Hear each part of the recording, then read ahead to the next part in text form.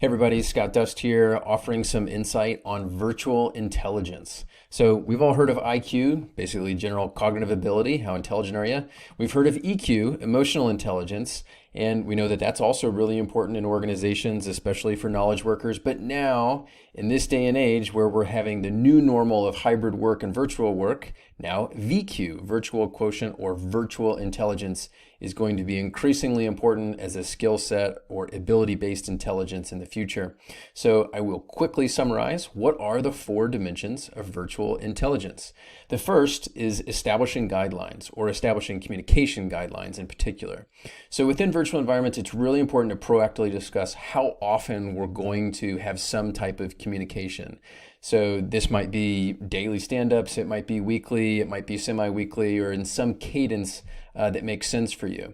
And as well, we need to make sure that that pattern makes sense given the type of information that we're communicating, the type of relationship and interaction patterns that we have. So within virtual environments, we have to be a little bit more specific because we don't have those impromptu conversations and run-ins that we would have had when we were face-to-face. So be specific about what makes the most sense for frequency and cadence. Number two, proactively determine what medium you're going to use for information sharing. So within a virtual environment, as more people are distributed in different places, where exactly will all of this be housed? Are we going to share it on a shared drive? Are we going to communicate through Slack? Are we going to communicate through email? We spend a lot of information searching for all the information that was co-created when we're interacting virtually with colleagues. And so we need to have these more specific, organized conversations up front. The third one for this category or this dimension is the medium task fit. So not all mediums work for specific tasks, right? So, and this is just general guidelines. Use instant message for things that are more about getting things set up, like when we're going to meet, or if you need to give someone the reminder or going to help set up the future of more elaborate communication. Use email if you're clarifying information or distributing in-depth information, things that people probably will need to read and really kind of sink their teeth into for a while.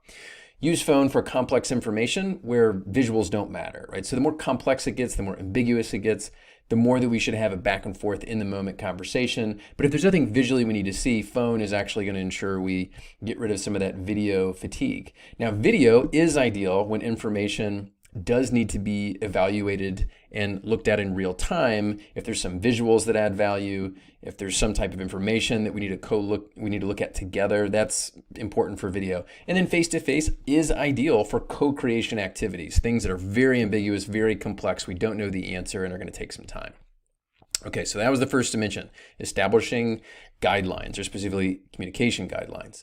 Number two is effective execution. This is more in the moment type behavior. And the first one is making sure that you have the appropriate virtual experience. With face-to-face, it's easy, it's stable. We can tell whether or not someone can hear us or see us, etc. But when we're virtual, that's much harder to do. So engaging in the behaviors, it just takes a moment to confirm whether or not everybody can see, everybody can hear, everybody can see the screen, and also not being afraid to speak up if you're not able to see something. And research is illustrating that a lot of people don't speak up when that happens, and it really degrades the overall experience of that session. Number two, virtual medium adjustment. So also people are not very good at speaking up when they think that there should be an adjustment that should be made because the pattern of the meeting or the pattern of the session just isn't working for whatever that medium is. If things are too complicated and you're trying to go back and forth through instant message or email, maybe you should be tabling it and putting it into your next check-in for a video session. If you're engaging in these regular meetings face-to-face and it doesn't feel like you're adding a lot of value and you could very easily be doing these on a phone call, then reevaluate and backtrack to make it a less communication-rich medium that's less of a drain on resources. Make the adjustments when necessary. Number three, virtual information recording. So again, going back to information sharing, this is similar, but this is more about in the moment deciding who's going to be the scribe, who's going to make sure that we know who's delivering what when, how are we going to make the meeting notes, so to speak, for what happened in this during session, being proactive, because a lot of times, the meeting ends and we're not really sure who is doing it and where it's going to be stored. Okay, so there's the first two. And the second two both fall within a similar category of trust. So the third one is building relational trust. And the last one, the fourth one, is building competence-based trust. So relational trust, this is where you're looking out for each other's best interests as a person. And because there's less opportunity in a virtual environment to get to know each other and have those informal, impromptu conversations. And this, in the virtual environment, things tend to be pretty structured, right? They're in increments of 30 to 60 minutes, and there's a lot of times not enough time to fit in some of these more informal, non-professional conversations. It's harder to build trust, and research illustrates pretty clearly that we don't build the same level of trust given these virtual environments. It just seems to be overly structured, and it seems to be time-bound, and they don't have this opportunity for informality. So you need to be proactive about actually building this relational trust. So number one, allocate time. Recognize that building relationships, it is an investment. And the real work, a lot of times, we assume are the X's and the O's, the tasks, the strategy, but actually allocating time to building the relationship, that's the foundation in which then those task-oriented deliverables can take place and actually work well. Number two, share information about yourself and about your life, but do it in a way that's actually thoughtful and strategic. I think a lot of times what happens is that people don't proactively think about, what do I want people to know about me? What do I not want them to know about me? What would signal to others what I care about and what's of interest to me, and would also signal my priorities? So we need to use those circumstances and those opportunities in ways that are actually useful, as opposed to saying, oh, not much, nothing happened over my weekend. I mean, we all know that something happened, right? Be proactive and think about it and create opportunities to share information about yourself. And then also create opportunities for others to share personal information, but never put people on the spot. Not everyone wants to share, not everyone's very comfortable with that. Instead, consistently create opportunities for colleagues to share as much or as little as they're comfortable actually sharing. To the degree that we can share these tidbits about ourselves and about what we like and we don't like and our circumstances, that is the foundation for trust. So the fourth one, again, is competence-based trust. So how can we build competence-based trust? And this is more about ensuring that everybody trusts that we are competent as well as reliable in whatever we're capable of doing within the workspace. So number one, clarify your competencies. So don't hesitate to be very forthcoming with, this is my skill set, this is my abilities, this is how I feel most comfortable contributing to the team.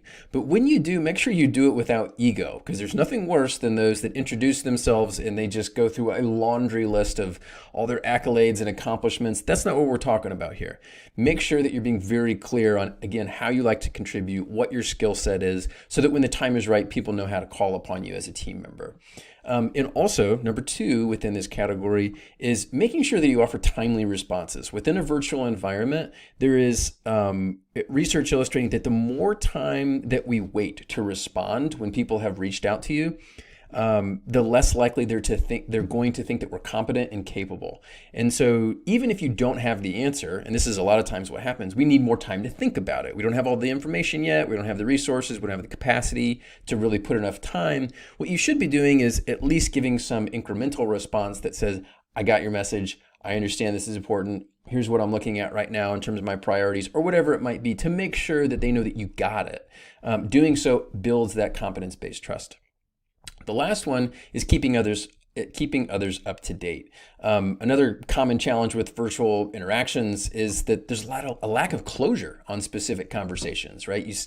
Did they get that message? Are they ignoring me? Are they working through next steps? Giving regular updates can be really helpful to ensure that people know that you're still working together and working towards things, right? So those are the big four dimensions of virtual intelligence: establishing guidelines, effective execution in the moment, building relational trust, and building competence-based trust. Good luck.